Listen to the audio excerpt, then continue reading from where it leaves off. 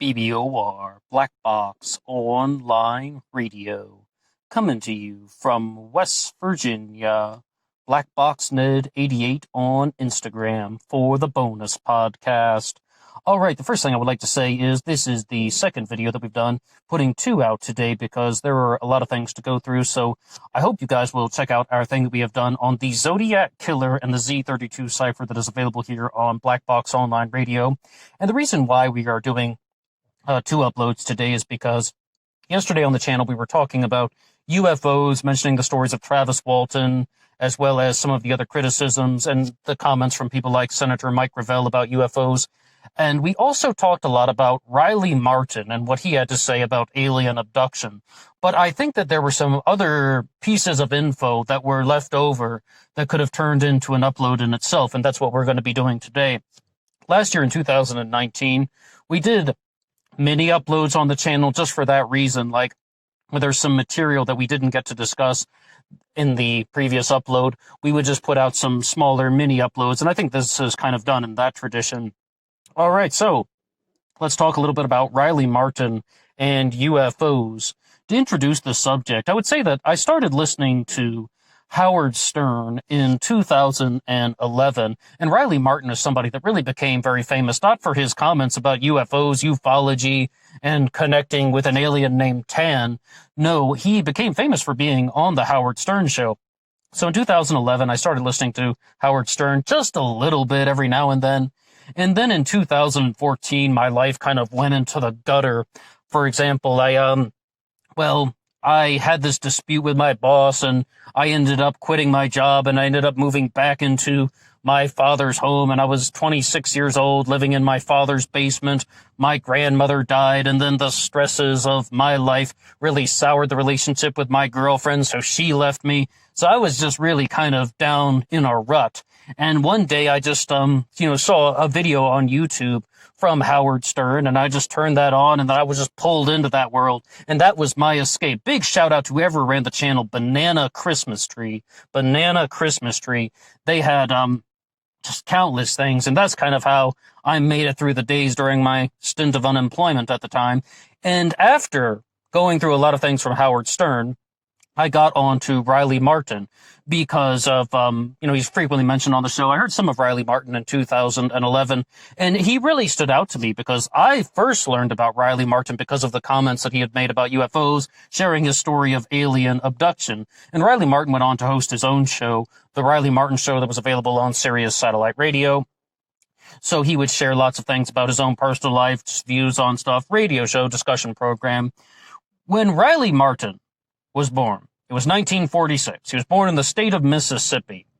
And after some floods took place in the area, his family moved to northeastern Arkansas. And this is where Riley Martin's abduction would take place. And he claims that when he was 7 years old, he was walking with his dog named Brown Boy. And I just have to say one quick side note. Brown Boy, I've always loved that name for a dog. I was thinking about getting a brown dog, like a chocolate lab or something in the future, naming him BB, and it would be for Brown Boy. I don't know why I've always loved that name for a dog. And then, Riley Martin's with his dog Brown Boy, and he claims that he was abducted by aliens, although he did not remember everything at the time. Riley Martin was found 3 days later after he disappeared into the woods walking with Brown Boy, and he was found unharmed and nourished. Those are some very big details because that really goes to show us that not all UFO abduction stories follow in that particular tradition about someone being found unharmed as well as being nourished. In the Travis Walton case, he did not eat for 5 days, and that was something that was very clearly examined. Okay, so after Riley Martin has had these weird experiences, he would later go on to recall these things through hypnosis. And what they would say is that he was told by these aliens, the Biavians they are called, that's what they call themselves, that now it was time for him to remember. And then he learned that since that abduction that happened in the early 1950s when he was 7 years old, every 11 years, the aliens would come to visit him, and he developed a relationship with a particular alien named Tan. Tan is short for Okwa Tanjan Wan. and that is the full name of the alien, but Riley calls him Tan, and Tan would go on to be the namesake for Riley Martin's book that he had written about the subject, The Coming of Tan. I first found out about Riley Martin because he appeared on an episode of the Jerry Springer Show that was talking about UFOs, and with Riley Martin, he is somebody who, he is sharing his story about being abducted and recalling all of these things later on. But one of the things that he also contributed was that he has these experiences with Tan and he can use them to predict the future. What Riley Martin said was to Howard Stern, apparently, that there was going to be fire in the sky of New York City on August 18th of 2001. I hope I got that day right. I'm pretty sure he said August 18th. And then, of course, September 11th happened on September 11th of 2001, the attacks on the Twin Towers and the Pentagon. But what Riley Martin was saying was, on August 18th, that is when the authorities began to close in on Zacarias Moussaoui. So he's like, there is a signal there. But what Jerry Springer was asking him, and I know it sounds really weird to talk about Jerry Springer as an insightful guy, but what Jerry Springer was asking him was, all right, well, we have you on national television right now. Can you tell us some of the secrets that Tan has shared with you? Tell us what's going to happen in the future if you have this ability to learn about the future. And what Riley said was, get the book, referring to The Coming of Tan. He said, get the book. And then the whole audience just had one of those moments where they go, oh, they're not laughing. They're not shouting. They're not insulting him. It was just one of those, oh, and they're just like, oh, this guy's a huckster. This guy's just a pitchman. He's just trying to sell his book about UFOs and talking about a bunch of far out crazy things. But after listening to lots of Riley Martin, once again on Howard Stern, as well as his own show, The Riley Martin Show, they used to have some of those uploads available on YouTube. I began to notice that he doesn't seem like somebody who is lying in a genuine way, like he's genuinely trying to deceive you, being that type of huckster or pitchman. Was only doing this to sell books. Whatever happened between Riley and Okwat Tanjin Wan, only Riley knows. But what I can say about that is that, I also have heard many videos that are featured of Riley Martin here on YouTube where he is talking about what happened to all of the things in the spaceship, as well as, just getting very, very clear views of our solar system, seeing the rings of Saturn. It sounds magnificent and just, if you were to think as you were a human being able to experience these types of things, it would be like, wow, it's out of this world, as they would say. But Riley's story really gets to expand upon with this because of some of the disputes with an individual from Sirius Satellite Radio named Tim Sabian boiled over, and it turned into a giant radio controversy for Sirius Satellite Radio. Riley Martin was sent to see a therapist, a psychologist, and they filmed the whole session and they put it out on YouTube. And he's talking to this guy, we'll just call him Dr. Keith. Why? Because I forget his last name. Dr. Keith and Tim Sabian. And there's this session that Riley Martin does where he is talking to a psychologist. And what we can say with that one is that the psychologist really wants to press him on his childhood. You could definitely tell this guy's coming from somewhat of a Freudian background, talking about Dr. Keith, that is. And he's saying, how many children were in Riley Martin's family? And he said, 14. He's like, all right, and what were some of the experiences that you had that are very significant that you remember as a kid, aside from the abduction? And he talked about how he had a dog named Sissy, not Brown Boy, we're talking about the dog named Sissy, and Sissy was a dog that was killed by a bobcat. So what Riley did was he hunted the bobcat, he followed the bobcat tracks, he threw a piece of meat out, and he shot the bobcat, killed it, and then he skinned it and sold the hide for $12. And they got on this whole subject of money. He's like, what did your parents do for a living? And he said that they were sharecroppers and they worked in the fields. And then they had many children. Riley was one of 14 children. The kids would also work in the fields. So then the therapist is going into many things about how, I should say the psychologist. I don't know exactly how Dr. Keith would want to be referred to as. So the psychologist is going into all of these things about, all right, so it sounds like you viewed yourself as an extension of your parents' economic abilities. You thought your parents were viewing you as something economic rather than something that they should love. And that was really one of the things that he was trying to square up, experiencing some rough things as a kid and also just that whole thing about having 14 children, you thought your parents didn't have time for you, and that when they did spend time with you, they wanted you to do work, and like it was more of an economic relationship as opposed to a love-based relationship. So what Dr. Keith is pushing him at is he was making the insinuation, and I repeat, insinuation, that Riley Martin was having these things that he calls memories of Okwa Tangent 1, of Tan, of seeing the rings of Saturn, of being aboard a flying saucer, and then the mothership, because he felt that he did not have love in this world. So he had to export all the concept of love, the entire concept of love, to a different world. I'm not loved on Earth, so I'm going to find love in outer space, and that was the foundation of his alien abduction story. You could definitely see that he is being very skeptical, and he was challenging a lot of the claims that Riley Martin was making in a very subtle way. He wasn't blatantly saying, you were never abducted by a UFO, you were never visited by any alien named Tan. He's saying that those things did not He's not saying that those things did not happen. Instead, what he was trying to do was make the case that it appears that you felt that your parents did not love you or spend time with you. Because Riley Martin really expanded upon a lot of things when he was discussing his alien abduction experiences and also his childhood. He was sharing some things about how he accidentally shot his brother with a BB gun, and his father took the BB gun rifle and smashed it against the tree and threw this giant temper tantrum and just scared the crap out of Riley Martin. And he said, was it 40 years later, when his father was in his senior years, he apologized to Riley. So he's like, there were things in his life that felt very loving, but the therapist or the psychologist, Dr. Keith, really wanted to press him on that, where it's like, you felt that your parents did not devote enough time to you. There was no love for you on Earth, so you had to find love from another world. If your parents didn't have time for you and you felt your parents didn't give you the proper love that you deserved, you had to create this image of Tan, this alien that could communicate with you.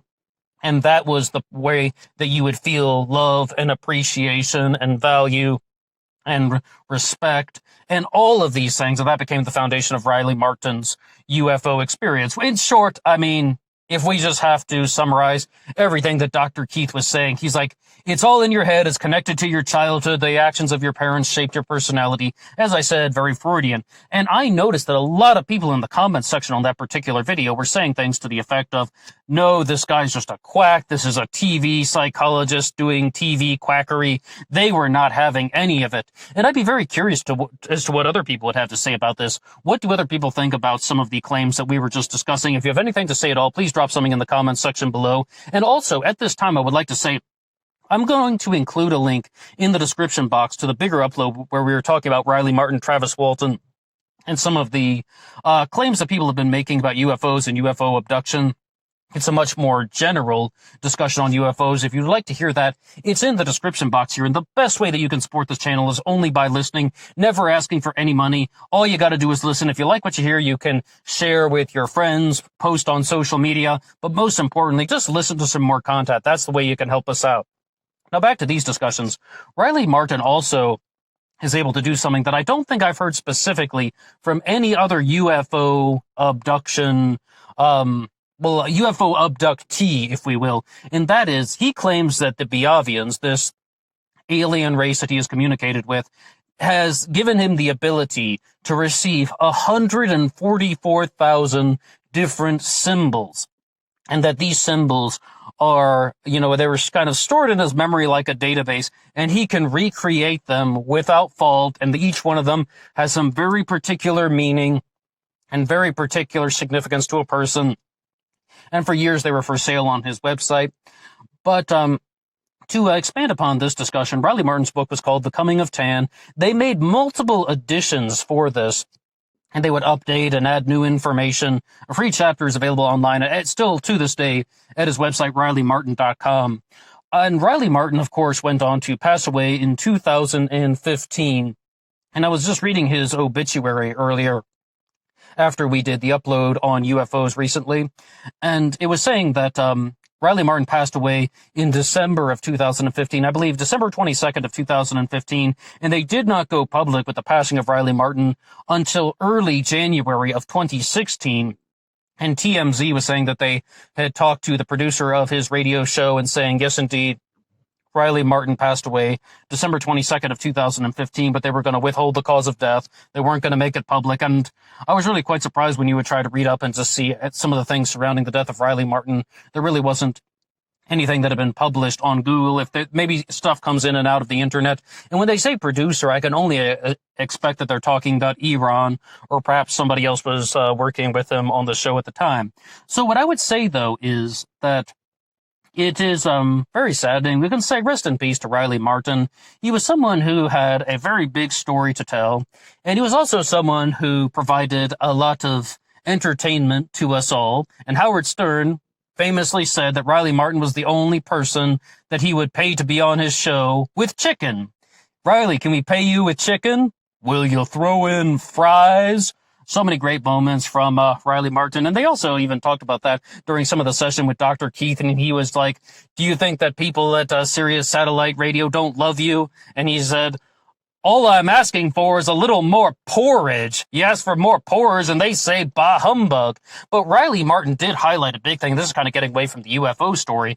He's highlighting a big thing that has been talked about by countless people on radio, especially people that work with Howard Stern. He was getting $400 per episode to do this weekly show, the Riley Martin radio show. I mean, you think about 52 weeks a year. I mean, times $400.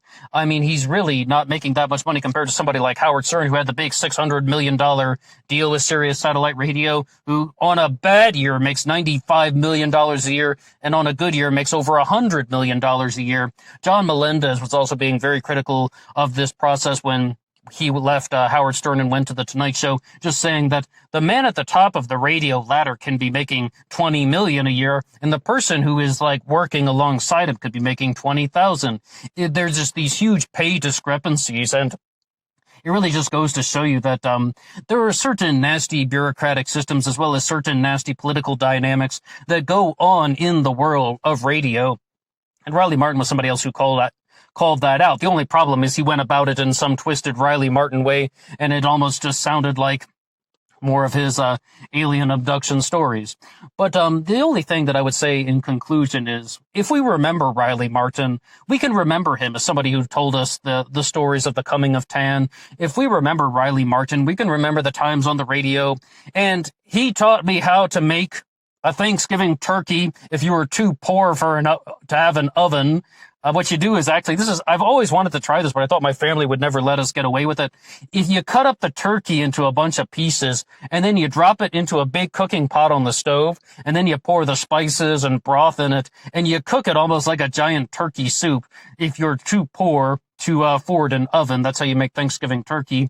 And Riley Martin was somebody who was also very passionate about his Native American heritage. He was part African American and part Native American. I believe, was he from the Black Seminole? Was that his heritage? But he's very passionate of his Native American heritage. Oh, in almost every public appearance, he would be wearing certain Native American items, especially his very, very signature trademark headband.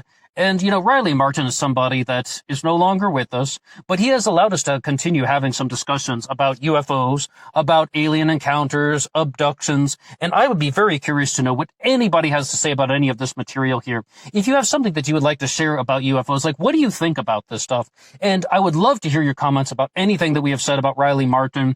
Do you think that all of this was just in his head, and this is just the way that some child from northeastern Arkansas dealt with not having enough attention and not having enough love from his parents. So he created this image of an alien that abducts him every 11 years it's like, all right, you're not being appreciated on Earth, so you're going to find love in a different world. What do you think of that? I'd be very curious to know, like, if anybody has any direct responses to something like that, more or less saying that this is all in your head and that for the reasons that we've laid out. Or do you think that there is a certain value to these stories of alien abduction and that these people are sharing things that might have a kernel of truth, might have a nugget of wisdom, or maybe there's something else that is going on entirely? What do you really have to say about UFOs and alien abductions? I know we're talking about a very specific one here, but as I said, we did our upload yesterday talking all about some more comprehensive things, and I hope you guys will check that one out and listen to our comments on the abduction of Travis Walton, the alleged abduction of Travis Walton from Snowflake, Arizona, because that is perhaps one of the more famous UFO cases, and that's the one people really like to battle over, like where's the truth and where's the fiction. But also, thank you to anyone who has listened to this discussion about Riley Martin, remembering Riley Martin, somebody who reached the airwaves in a lot of different ways, and some good times, right? All right, well, that's all for me now. If you have anything to say at all, please drop something in the comments section below. If you like this upload, you can hit the like button, and if you haven't subscribed yet, you're welcome to do so. And I will see you on Instagram for the bonus podcast. Until next time.